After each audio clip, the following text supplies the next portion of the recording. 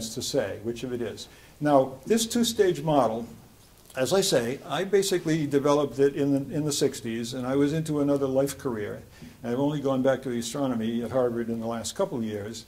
And I watched other people arguing about this idea of mine, and I thought, somebody's going to figure this out.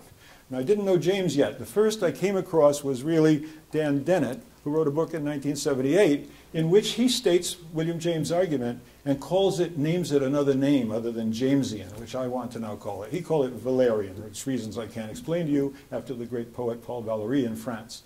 Now, the others who've come up that I've found in my researches include the great mathematician Poincaré, a great scientist, Compton physicist, Karl Popper, the great philosopher, physicist and philosopher from Yale, Henry Margenau, and then the ones who are alive, Dan Dennett, Bob Kane, John Martin Fisher in California, Al Mealy at Florida. Al Mealy just got a $4.4 million grant from the Templeton Foundation, 4-year grant to study free will.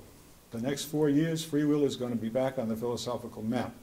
Not that Mealy knows how to figure it out yet, but I'm hoping we will convince him that it's been figured out a long time ago by our William James. Steve Kosslyn, I mentioned, who's going to leave Harvard, myself, and Martin Heisenberg. Now, I put the date 2005 on myself because I don't want to claim I thought of it in 1965. You can find it in my notes and records, but I don't particularly need that. I only went public with it a few years ago when I started issuing my Information Philosopher web pages. Okay, every one of these 12 include two things: alternative possibilities generated by chance, and adequately determined evaluation of those possibilities or alternatives, which results in a will decision. So our goal is to think of this as two stages, and they're distinct. I would actually like to separate the word free from the word will, because to say the will is free, that really bothered John Locke. I guess I don't have my quote from him on this page. He said it isn't the will that's free, it's the man that's free. Because in those days, free meant libertine, totally uncontrolled, ridiculous. He said that's why we're in trouble. We use the language free will. No, we shouldn't be saying free will. Will is an act of determination.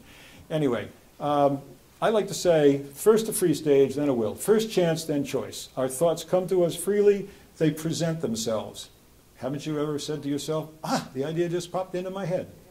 Ideas pop into our heads. Not all of us, maybe. Some people never think of anything new, maybe, but most of us do think of things.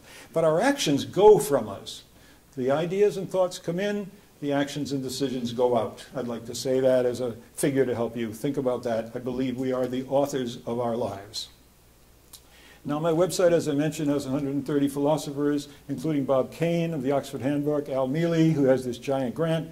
You'll also find 60 scientists from Laplace, of the great Laplace demon, who could, if he knew the positions and momenta of all the particles in the universe, he'd be able to totally predict the future. A perfect Newtonian view of the world and a perfectly deterministic view, down to a son of Werner Heisenberg. You probably know Heisenberg of the uncertainty principle or indeterminacy principle. His son is the leading neurogeneticist in Germany, and he wrote an essay in Nature magazine last May asking, is free will an illusion? A dead-on, head-on attack on Dan Wegner at Harvard. I've called Dan Wegner, I've emailed him and said, could I come talk to you about this? I'm swamped right now. But he is basically out to say, and I'll tell you a lot more about Heisenberg later, okay? So in the essay, Heisenberg challenged Dan Wegner. Ironically, Dan Wegner was just named the William James Fellow. He doesn't have a clue about William James' thinking on this issue, as far as I can tell. And I hope to get to talk to him one of these days, even give this lecture in William James Hall. My goal for this lecture. This is a practice run. Okay, Heisenberg wrote in Nature a two-stage model of random behavior plus lawful behavior put together, okay? I'll come back to that a lot more. But then I wrote a letter, I contacted Martin Heisenberg, told him William James, this was William James' idea. He said, Bob, wonderful to associate me with William James. Thank you, thank you. So he appreciated it.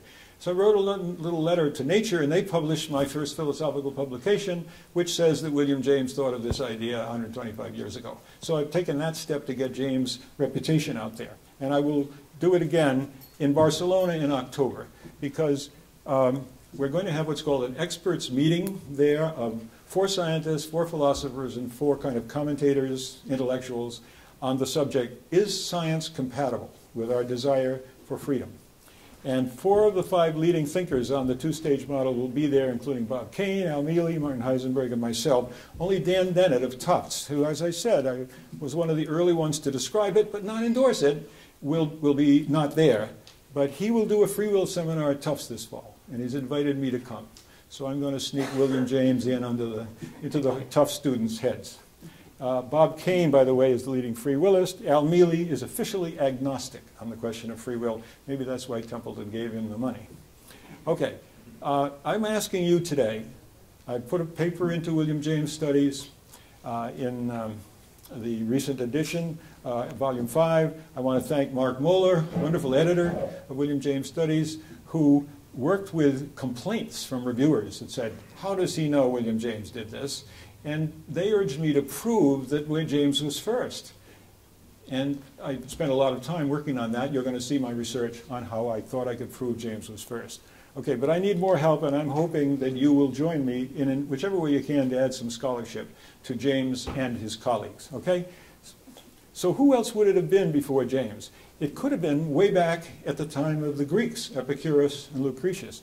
I don't think anyone after Newton established the laws of determinism could have thought of such an idea until Darwin, because he had to introduce chance.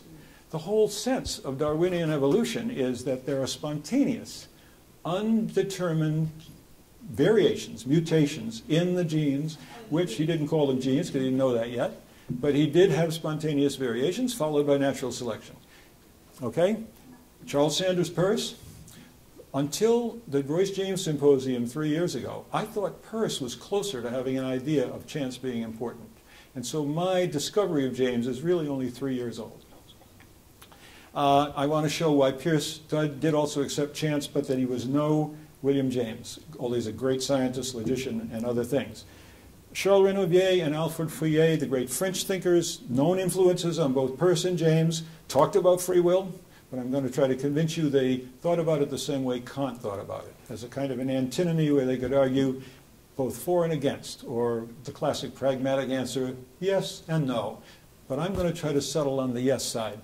So I'll discuss them. They're known influences. So Epicurus, famous for saying his colleague Democritus had said the world was made up of atoms, material particles which are all going in determined ways, and basically created the problem of determinism. Epicurus said, well, maybe every now and then one of the atoms swerves a little. And all he really wanted to do was break the chain of determinism. Not that he thought chance made us free, but we have very few of Epicurus' works. I have all of them on my website. I have them in Greek. I have them in English. I taught myself Greek, or Holly and I took a few years of Greek to read Greek, did Hebrew as well to read the original sources. And they basically only could make room for freedom. They never really addressed the question, if it was random, how could that make us responsible? The Stoics had said chance was atheistic, and Chrysippus is the most famous, saying what later James would say, they would all fall apart. I have a very long article on free will in antiquity, which I won't bother you with today, but there are many of the important people. So now, could Darwin himself seen this? After all, he's the first one to tell us. Some chance variations, and then interesting things come out sometimes.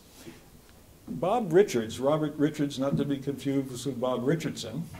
Robert Richards I learned about from a paper, a reference in Jim Kloppenberg's book Uncertain Victory.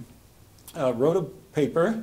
Gene Taylor has stepped out, but Gene Taylor and Robert Richards were 4 of the young scholars of the William James Renaissance that the Harvard Library Bulletin published in 1982. It was Richards' first look into the relationship between James and Darwin.